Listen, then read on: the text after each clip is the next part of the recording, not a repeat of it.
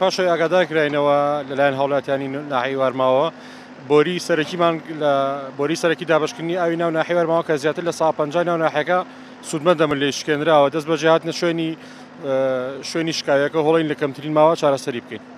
ئەو بۆ لە 150 گەڕەکانی ناو ناحیەی وارماوە دابینەکە ئینشەڵا ناڵین ئاویان دوا بکەوێت و هەوڵین لە کاتی خۆی ئەو دابشکردن دەست پێ بکاتەوە. کاری شکاندنەکەمانەوە بۆ لەلایەن شۆفڵێکی کۆمپانیای پاکەرەوەیەوە شکێنراوە ئاگادار نەبووە ئینشەڵا هەوڵین چارەسەری بکەین و تووشی گرفت نابین.